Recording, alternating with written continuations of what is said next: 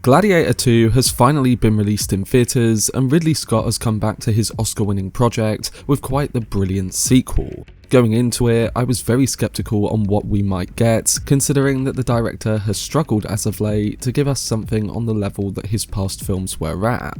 But this for me was one that did pay off, and other than a few shaky moments at the start, the film got better and better as it went on. So in this explained analysis, I'm going to be giving you my breakdown of Gladiator II, discussing full plot details, the ending, and much more. There will be spoilers in this video, so if you haven't watched the film yet, then I would recommend checking it out before watching my analysis. Before I get into it though, if you want to see more on upcoming releases like Gladiator II, then don't forget to support this upload by giving it a like rating and subscribing to the channel. But without further ado, let's dive into my explained video for Ridley Scott's Gladiator II. So it's been over 2 decades since the iconic Gladiator film first graced our screens, and now the much anticipated sequel has arrived. Director Ridley Scott is back to revisit one of his most celebrated works with Gladiator II, and in my opinion, the sequel to the Oscar winner, which featured Russell Crowe as the legendary Maximus, does not disappoint. It's packed with even more action and thrilling sword fights, yet the film successfully retains a good amount of the essence and impact that the predecessor had. Set 16 years after the original's events, this epic tale shifts focus to Paul Mescal's character Lucius, who was just a child in the first installment. Right from the opening scene and credits, we learn that things weren't necessarily fixed in the time since Maximus gave his motivational speech in the first film. The Empire is currently under the control of twisted sibling emperors Geta, portrayed by Joseph Quinn, and Caracalla, played by Fred Hetchinger. Unfortunately, they have fallen short of the noble principles championed by Maximus. Instead, these new rulers come off as a couple of reckless youths, constantly dispatching their general Marcus Acacius, played by Pedro Pascal, to invade territories that were thriving independently. Acacius's most recent mission takes him to Numidia in North Africa. Here we are introduced to Hanno, who we learn is actually Lucius, the grown-up son of Maximus, and that his mother is Lucilla, portrayed by Connie Nielsen, who sent him away from Rome after Maximus's death to protect him. Now an adult and married to fellow warrior Arishat, Lucius strives to defend Numidia against the Roman invaders, but unfortunately they face loss in battle. His wife is murdered, and he finds himself captured during the initial battle, igniting an unquenchable thirst for vengeance. Numidia falls, and the remaining warriors are seized as prisoners of war, ultimately ending up under the control of the gladiator trainer Macrinus, portrayed by the legendary Denzel Washington. Fueled by a desire to avenge his wife's death at the hands of Acacius, Lucius strikes a deal with Macrinus to become his champion in the arena, with the promise of a chance to confront the general. So at this point in the film, it's an opening that feels quite similar to that of the first movie. And to be honest, I think this was probably the weakest section of it, because it felt like beats were straight up taken from that previous film. But as we come to learn, this was all necessary because after the first half an hour or so of Gladiator II, the events that take place after do a really good job of setting up a more unique angle with the story of this sequel. Speaking of that unique turn, we begin to find out that Macrinus is desiring more than he seems to be letting on. Lucius remains unaware that Macrinus plans to manipulate him as a tool for his own ambitions. Once a slave under Emperor Marcus Aurelius, Macrinus harbours a deep hatred for the deceased ruler and secretly aims to obliterate the concept of a Roman Republic from the minds of the populace. In stark contrast, Hanno or Lucius is a fictional character driven by a straightforward longing. He is a forsaken son, a heartbroken lover, and the offspring of the legendary gladiator, striving to fulfill his father's vision of freedom. Maximus had sacrificed everything on the battlefield, all for the ambitions of a handful of greedy men like Macrinus, who craved the empty glory of the Roman Empire's throne. Lucius had lost his father to a paranoid emperor, his wife fell victim to the ruthless desires of two wicked brothers, eager for their names to be sealed in history, and then towards the end of this new film, he faces the heartbreaking loss of his mother, all because a slave aspired to wear the crown of an emperor. But more on that last death as we come to the ending.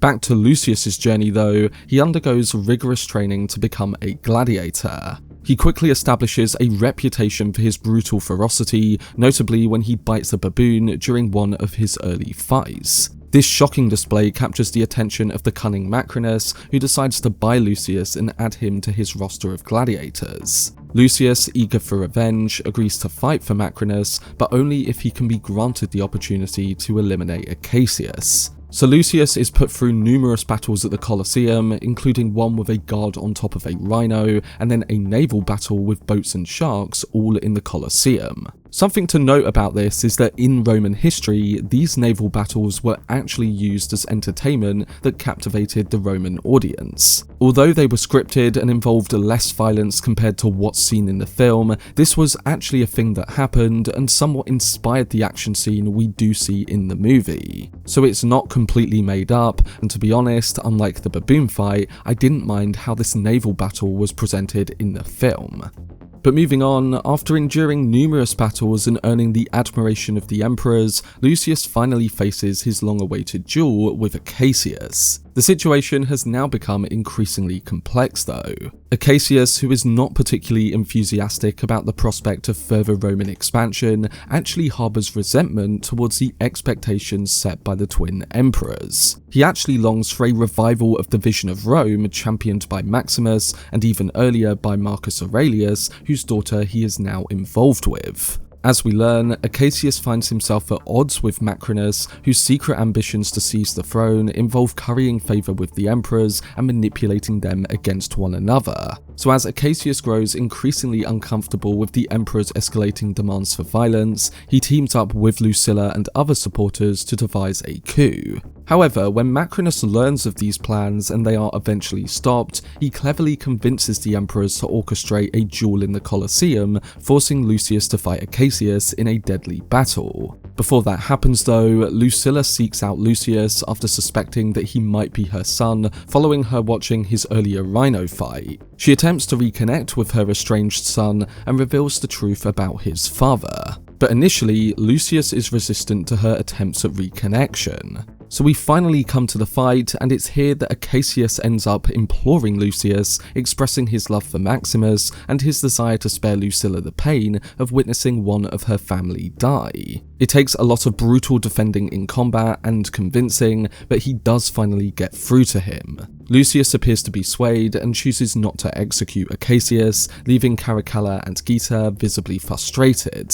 But after invoking the gods, Caracalla signals a downward thumb, commanding that Acacius be killed. The former general is then struck down by a barrage of arrows from the guards, inciting fury among the spectators who regarded him as a true hero. Moving on, this becomes a turning point for Lucius, who begins to realise more and more of the manipulations of Macrinus. On top of this, after the people of Rome witness the treatment of their heroes, unrest erupts in the streets, with citizens demanding the downfall of the current leaders. And seizing this moment, Macrinus cleverly manipulates the chaos to elevate his own position. He targets Geta, who struggles with mental illness, convincing him that he must eliminate his twin brother to save his beloved monkey. Geta follows through, killing Caracalla, while Macrinus swiftly takes action by severing Caracalla's head and using it to inspire the council. With Geta now at the helm, he appoints his monkey and Macrinus as his trusted advisors. So Macrinus, now wielding more power than the Senate, issues his first command, and that involves the public execution of Lucilla in the Colosseum. During a moment he shares with Lucilla, we also learn a bit more about his motivations. As stated towards the beginning of the breakdown, he was once a gladiator slave under her father's control, and earlier in the story, he made a solemn vow to seek revenge by seizing power over the empire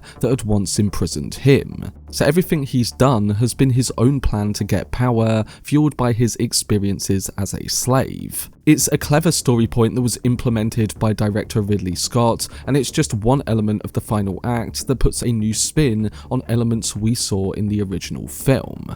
Additionally, once we learnt of Acacius's true motivations, it became clear that Lucius was willing to mend his relationship with his mother. So after coming to the painful realization that his quest for revenge was futile, Lucius reconciles with her just as she is about to face judgment for her involvement in Acacius' scheme. Lucius also recognizes her intentions from when he was a child, sending him away for his own safety, and in doing so, he accepts his father's ring, signifying that he is prepared to sacrifice himself for a dream of a free Rome.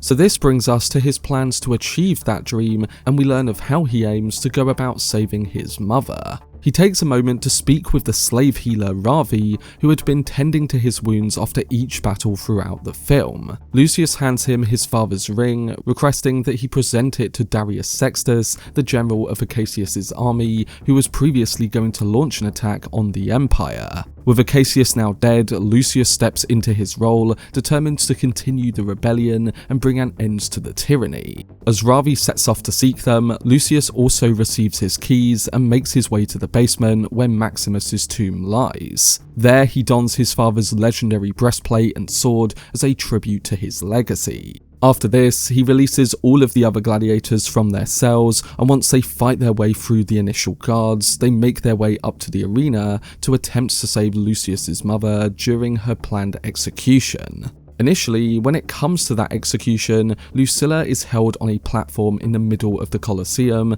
and Lucius is assigned by the Emperor to protect her from a swarm of Praetorian guards, fully aware that his chances of success are slim. But having released all of his men, he surprises them with an attack from all sides. They start to gain an advantage in the arena, taking down all of the guards and somewhat making their own way towards freedom. However, Macrinus seizes this opportunity, killing Caracalla and then swiftly shooting an arrow at Lucilla, which ends her life as well. Lucius sees that it was he who killed his mother, and so he begins to chase him out of the arena. This brings us to the ending scenes of Gladiator II, which includes a meaningful showdown between Lucius and Macrinus, and at the very end, a fitting homage to Russell Crowe's Maximus. After pursuing Macrinus on horseback, they find themselves trapped at the outskirts of the city. It's here that Acacius' army makes its appearance, while the Emperor's forces approach from the opposite side. By the time Acacius' troops reach the scene, Macrinus has already learned of their advance and orders the Praetorian guards to halt them at the city gate. And determined to safeguard his newfound title, he is driven by a singular ambition, and that is to reshape Rome according to his vision. However, those aspirations remain unfulfilled, and when Lucius confronts Macrinus at the city gate, he issues a challenge for a duel, refusing to allow any more lives to be lost for the sake of another's greed. During their fight, Macrinus attempts to submerge Lucius beneath the water, while also lunging at him with his dagger. However, his efforts are thwarted as he fails to penetrate the sturdy armour of Maximus, serving as symbolic protection for Lucius, as if Maximus continues to guard his son. Beneath the water, Lucius is in a near-purgatory state, which becomes a recurring visual throughout the film. In those scenes, we see a man guiding his wife to the afterlife and him watching on. This vision echoed the one he had at the very start of the film, where he lost his wife during the siege in Numidia. It suggests that on one side, Lucius longs to be reunited with his lost ones, yet ultimately he realises that this is not his true end. And this, in my opinion, is the clever aspect of this ending, making it work as a sequel and building on the ideas that the previous movie ended with. Lucius is determined to survive in order to realise the aspirations of his grandfather Marcus Aurelius, his father Maximus, and his mother Lucilla, marking a deliverance on the values emphasised at the conclusion of the first Gladiator. Ultimately, it's in this moment that Lucius emerges from the water and cuts off Macrinus' hands. After killing him, he implores everyone there to cease the bloodshed in the name of tyranny. He urges them to strive for the vision his family held dear and the ideals for which his father sacrificed his life for. So it's in his final address to them that he hints at the restoration of the Roman Republic, where the Senate and the citizens of Rome would govern, free from the rule of an emperor. We learn that before Macrinus could execute his plans for dominance, Lucius took action and killed him, choosing to abandon the notion of the Roman Empire altogether. Lucius, having lost his wife in a campaign of brutality, aims to shift focus towards rebuilding the city and safeguarding its citizens, and it's these political changes that could signify the beginning of the end for the Roman Empire. I'm guessing that this is something that could be explored further in a Gladiator III, which Ridley Scott has already confirmed to be making. But I will be talking a bit more about that in a separate video coming later next week. For now though, we come to the final scene of the film, which does a solid job of delivering on that idea of hope, paying homage to Russell Crowe's iconic character from the first Gladiator. Lucius returns to the Colosseum, the site of his parents' tragic deaths, and we watch as he gently touches the blood of his mother and gathers sand from the very place where his father lost his life. His heart yearns for a reunion between his parents in the afterlife. And in a poignant moment, he calls out to his father for one final conversation. The scene concludes with a powerful image of Russell Crowe's hand gliding through a field of wheat, adorned with the ring that now belongs to Lucius, hinting that his father has indeed reached out to him. It's a perfect moment that drives home the emotion of the movie, and yet it doesn't need to fully show us the actor or make it feel too much like a cameo. It just uses iconic imagery to symbolize the emotional connection between Lucius and his father, and that the dream of Rome that his father once envisioned now holds the promise of becoming a reality. But that was my breakdown and analysis for Gladiator II. Overall, I thought Ridley Scott's latest film was a triumphant return to form, and one that delivered on the hope of the original in quite satisfying fashion. Like I said before, I did find the first half an hour or so to be a bit cut and paste, but everything beyond that had a new flavour to it, and it felt like a true evolution of the story. The action and scale of the film was great too, and I was entertained throughout.